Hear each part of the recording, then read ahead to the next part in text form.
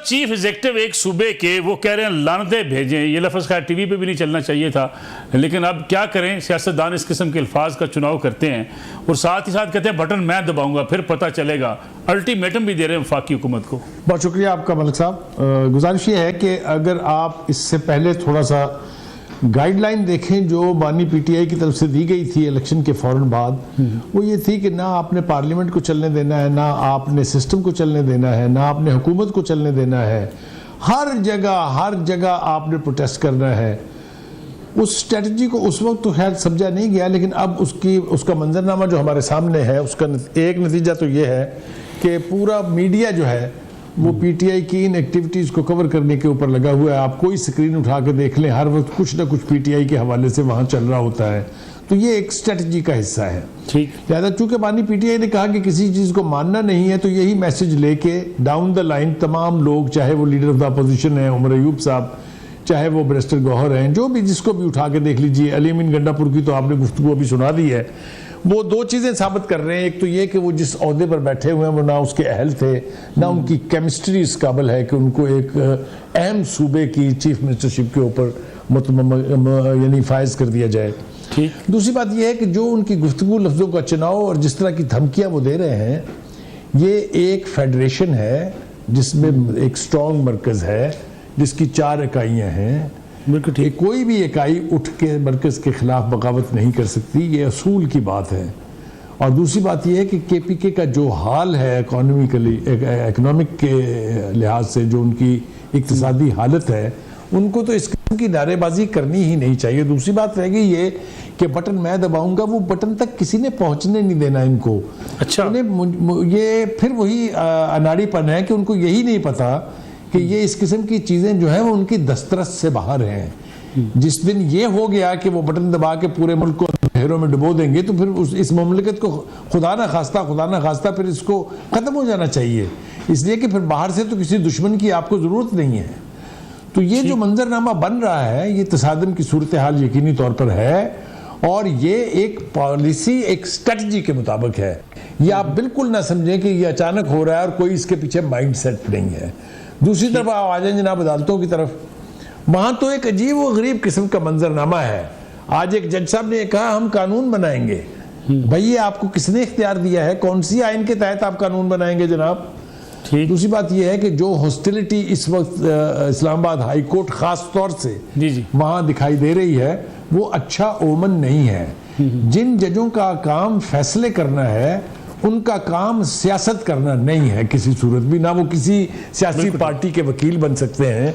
वो हम पहले सुना करते थे मलिक साहब के जी आजकल दौर वो आ गया है कि वकील छोड़ दो जज कर लो। अब तो हमने सुना था जजों के फैसले बोलते हैं, यहाँ तो सिर्फ जज बोल रहे हैं, और जज भी वकील के तौर पे बोल रहे हैं। यानी जो भी प्रोसीडिंग, अब मेरे साथ जो दोनों मेरे साथी बैठे हैं वो भी मेरे साथ इत्तेफाक करेंगे कि इस तरह की गुफ्तगू तो कभी अदालतों में हुई नहीं है।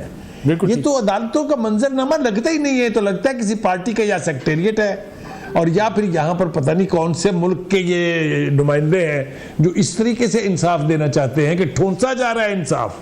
बिल्कुल। तो ये जिस तरह की हॉस्टिलिटी चल रही है, मुझे कोई भी खैर की तवक्को नहीं है।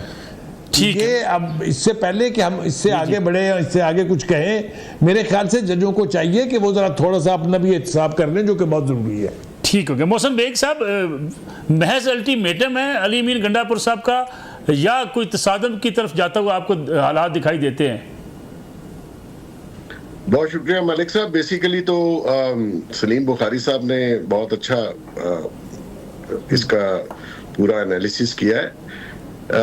एक्चुअली पाकिस्तान का अलमिया ये है कि उर्दू की इतनी बेतौकीरी हो गई, ऐसे लोग ऐसी बड़ी बड़ी चेयर्स पे बैठ गए जो डिजर्व नहीं करते थे, और ये सिस्टम को जैसे उन्होंने कहा कि मैं ये करूंगा वो करूंगा, मैं काफी दिनों से ये उनके मनसब के मुताबिक नहीं है कि वो ऐसी नॉन सीरियस गुफ्तगू करे।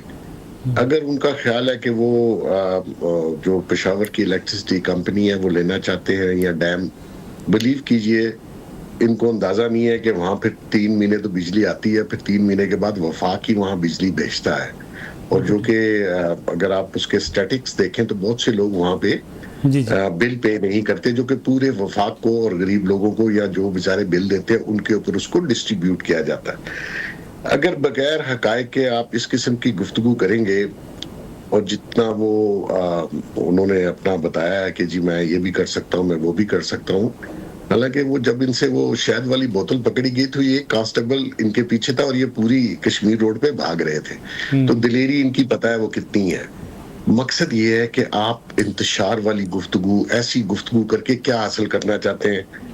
वो बेसिकली बुखारी साहब ने कहा है कि जो उनका बानी है वो चाहता है कि ये सिस्टम जो है इस मुल्क का वो ना चल सके, और जो पॉलिटिकल स्टेबिलिटी सबकी ख्वाहिश थी इलेक्शन के बाद शायद आ जाए, लेकिन वो नहीं आई और उसमें मजीद खराबी पैदा हो रही है।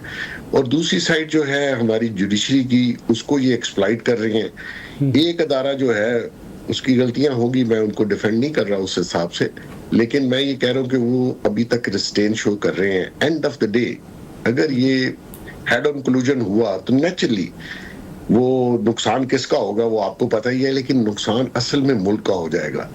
और अगर आप एक दफा ट्रैक से उतर गए और इतना हॉस्टाइल जो है एनवायरनमेंट है, हर बंदा, हर घर, हर शख्स फ्रस्ट्रेशन का शिकार है, किसी को मुलाजमत नहीं मिल रही, किसी का रोजगार नहीं चल रहा, कोई बेचारा बच्चों की तालीम और ये जो बिल्स हैं ये नहीं पे कर पा रहा।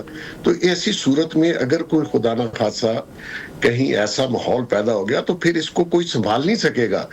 तो सबको थोड़ा सा ठंडा होकर सोचना चाहिए। ये निजाम, आप इस निजाम का हिस्सा हैं, आप इसको चलने दें। ये जमहूरियत पे आपने बिलीव भी कर लिया, आप पार्लियामेंट में भी चले गए, अब आप इसको फसाद डाल रहे हैं। तो थोड़ा सा ठंडा होके सबको इवन जुडिशरी को भी।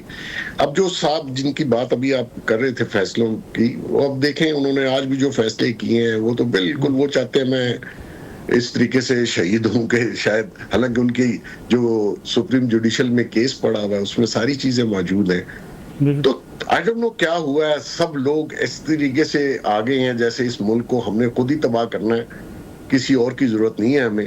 तो मैं समझता हूँ थोड़ा सा संभल के चलने की जरूरत है। हालात वाकई मालिक साहब आने वाले दिनों में मुझे हालात अच्छे नहीं लगते, और मैं बड़े दिनों से कह रहा हूँ कि थोड़ा सा सब्र से चले, वरना सब पछताएंगे। ये नहीं है कि आप और मैं पछताएंगे या बुखारी साहब पछताएंगे, ये मुल्क में सब रहते हैं। खलासा साहब, हालात वाकई उस तरफ जा रहे हैं कि हम सब पछताएंगे, जिसका जिक्र भी मोहसिन बेग साहब कर रहे हैं। दूसरा, हुकूमत कहती है कि जो सूबाई हुकूमत ने जो बजट पेश कर दिया वफाक से पहले, उससे IMF के साथ जो हमारे मामलात हैं वो भी डिस्टर्ब होने के इम्कानात हो सकते हैं, क्योंकि IMF से जो बातचीत होगी उसके बाद बजट और ख़ास तौर पर जो डायरेक्शन है IMF की तरफ से, फिर वफाक जो पैसे देता है उसका सही तयन नहीं हो पाया जब तक वफाकी बजट पेश ना हो।